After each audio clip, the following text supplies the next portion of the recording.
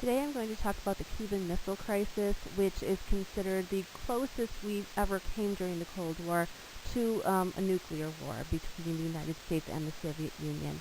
And this was during John F. Kennedy's administration. You can see in the cartoon here we've got Khrushchev, the Soviet leader, and JFK, the American leader. They're both sitting on bombs. They're both arm wrestling. They're both ready to push the button that pretty much starts in motion a nuclear war, and they're both sweating it out there. And this really illustrates that idea of brinkmanship that I've talked about previously, willing to go to the edge, almost like playing chicken, and it's a contest to see who's going to back down first. And that's pretty much the situation we had during the Cuban Missile Crisis. Now, the background of the crisis deals with Castro's takeover of Cuba. Cuba was a U.S. ally. In fact, Havana is only about 90 miles away from Key West, Florida, so it's a very close physical ally. It was also the home to many American businesses and a U.S. military base, Guantanamo Bay, which is still a U.S. Military base today. The Americans owned many businesses in Cuba. They owned over half of the sugar industry in Cuba, much of the mining industry, much of the cattle ranching. So there was a great American presence there, and we really wanted to make sure that the government in power in Cuba was very friendly to the United States. In 1959, Fidel Castro, a communist, overthrew the dictator Fulgencio Batista. Now, Batista was somebody that the Americans were friendly with. We supported Batista. However, Batista was very corrupt and not a good leader. He ruled as a dictator. And so Castro obviously hoping he would help the Cuban people, and he had a lot of backing from the Cuban people to get rid of this dictator.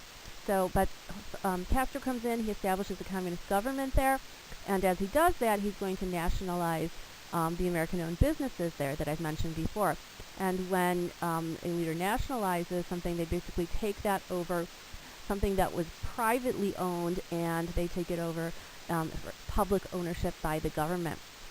So that obviously is going to create a great deal of hostility between Castro and the United States. He also, though, limited the civil liberties of people there, like any communist government that we've seen in the Soviet Union or China, and now in Cuba, to basically, impose on the people his will, his system of government that limits the civil liberties of people to have dissent, to speak out against the government, to be critical.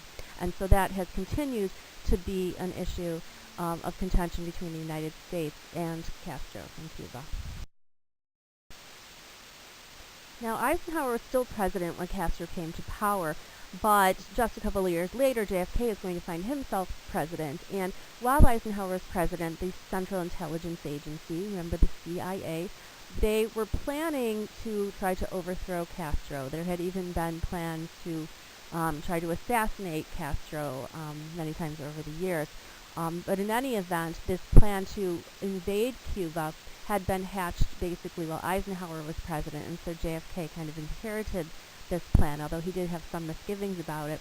In any case, he did go on with the plan, and in this plan, the CIA was going to provide weapons as well as military training to 1,400 Cuban exiles so that they could begin an uprising to overthrow Cuba. The Cuban exiles were Cubans who had been living in the United States since Castro's takeover because they had to flee the country at that point. And so the goal is that these Cubans themselves will be able to go in and invade and oust Castro. In April 1961, Castro's troops crushed the invaders, however. You can see the location of this is shown on the map there. It's a location called the Bay of Pigs in Cuba, and that's where they were going to start the invasion. It really turned out to be an embarrassing failure for Kennedy, sometimes known as a debacle or a fiasco. In any event, it was something early in Kennedy's administration that proved to be a foreign relations failure. You can see the cartoon here. It shows Uncle Sam with a cigar that has pretty much blown up in his face, and this represents this Cuban fiasco, the Bay of Pigs invasion. That was a failure. Of course, we all know that Cuban cigars are very, very popular and very valued, and obviously that's representing Cuba.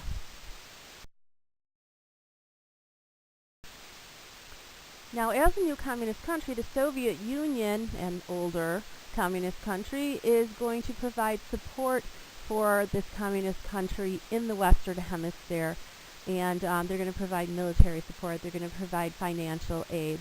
And they also are hoping that they can utilize the proximity of Cuba to the United States to their advantage, because Cuba would provide a great launch base for Soviet intercontinental ballistic missiles, ICBMs for short. Now, Khrushchev, the Soviet leader, he also wanted to test the strength of this new president, JFK, who had only been president, for a little over a year at this point. Khrushchev also was hoping to force JFK into bargaining over U.S. missiles in Europe and Turkey. These missiles were obviously pretty close to the Soviet Union geographically, and there was a fear that they could be used very easily against the Soviet Union, and so the goal was to maybe get those away so that the danger wasn't as imminent for the Soviet Union. So here you see the Soviet leader Khrushchev with Castro, and they look very chummy, holding hands here. Now, if you take a look at the map here, what you are seeing is the proximity of these missiles to the United States. Now, there were two types of missiles, short-range missiles, as you can see in kind of the first circle there, and then you can see long-range missiles. And then you can see it shows on Cuba where these missiles were being installed. Now, maybe I don't have to say this, but I'm just going to say it anyway. The size of the missiles that you see on Cuba, those are not to scale, obviously. So that's just to illustrate where the missiles would be and how close they would be to the United States and what kind of range they would have. So as you see on the left-hand corner there, most U.S. cities were within range of the Soviet missiles based on Cuba. And that's a great, great fear, to have missiles in our own hemisphere close to the United States that could reach and destroy any of those cities that you see on the map there. So that's a great fear that we're hoping to avoid. Now, the United States was always spying on the enemy during the Cold War, and, well, we're still spying on enemies today. But in any event, we had a U.S. spy plane on October 14th, 1962, that was able to take aerial photos of suspected missile sites on Cuba. And that's what you're seeing on the right here. I know it doesn't mean much to you, but, the intelligence knew, and the people looking at it knew that these were missile launch sites that were being created there. Other planes also spotted Soviet ships bound for Cuba, so it didn't take much to put two and two together and realize that missiles were on their way to Cuba to be installed in these launch sites. So on October 20th, JFK decides he's going to quarantine or blockade Cuba. And you can see on the dotted line on the map there on the bottom, that's the exclusion zone. That's the area around Cuba where this blockade was. So a couple days later, JFK publicly asked Khrushchev to remove the missile sites. And then a couple days after that, the first Soviet ships approached the 497 miles exclusion zone that you see there. So they're coming close enough to Cuba that they're going to be close to that blockade. So the question is are they going to continue coming? Are they going to turn around? What exactly is going to happen at this point? So during the course of the crisis, JFK put a team together called XCOM, and that's short for his executive committee. It was a group of advisors that spent pretty much the whole 13 days advising him and helping him figure out what to do. It included members of his cabinet, as well as Vice President Lyndon Johnson, and other diplomats as well. They spent 13 days weighing the options to deal with the crisis. Some of the possibilities that they came up with included bombing the missile sites or possibly invading Cuba, and they were really trying to weigh all of the options.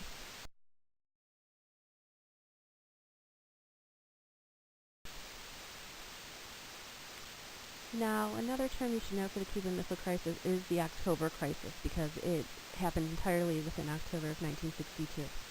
Anyway, on October 24th in the morning, the Soviet ships stopped and turned around. These were the ships that were carrying the missiles bound for the missile launch sites in Cuba. The following day, however, aerial photos from reconnaissance planes showed that there was continued construction on the missile sites, so they obviously were still planning to put missiles in those sites. The day after that, Kennedy received a letter from Khrushchev offering to remove the missiles in exchange for a U.S. promise to remove the quarantine area, the blockade, and not to invade Cuba. The following day, Kennedy received a second letter from Khrushchev, which proposes that the Soviet Union would dismantle the missiles from Cuba if the U.S. would remove their missiles from Turkey. So we'll see what happens to that in a moment. Now, the same day as the second letter, a U.S. U-2 spy plane was shot down over Cuba, and the pilot was killed. And this pilot is considered the only casualty of this Cuban Missile Crisis. The situation had gotten so tense that the Secretary of Defense, Robert McNamara, said, "I thought it was the last Saturday I would ever see," because he thought that we were so close to nuclear war. Kennedy ended up ignoring the second letter from Khrushchev, and he agreed to end the blockade as well as threats of invading Cuba. He secretly, in diplomacy with the Soviet ambassador, agreed to that letter, agreed to remove missiles from Turkey, but the United States never actually did remove missiles from Turkey. And so there's always been some controversy exactly whether this was a pledge or whether, the government just said they were going to do this or maybe going to do this. And so it's not quite clear what particularly was said or what was actually meant by what was said about removing these missiles from Turkey. In any event, Kennedy had said that the missiles were obsolete anyway. They were really not useful any longer, so it didn't matter whether they were removed from Turkey anyway. Irregardless, the following day, October 28th, Khrushchev agrees to dismantle Soviet missiles in Cuba, and so this ends the crisis, basically. And you can see in this cartoon here, it's showing kind of this push and pull that Kennedy had during this crisis. It says, "But those behind cried forward, and those before cried back, and backward now and forward wavers the deep array." And you can see on the little island there's Castro. And so JFK is torn. Should he invade Cuba? Should he be more cautious and try to avoid nuclear war by trying other means to end the crisis? So, it was a very difficult, tense situation, and because of the advisement he received from ExComm and his own decisions and his ability to negotiate with Khrushchev, the crisis was ended.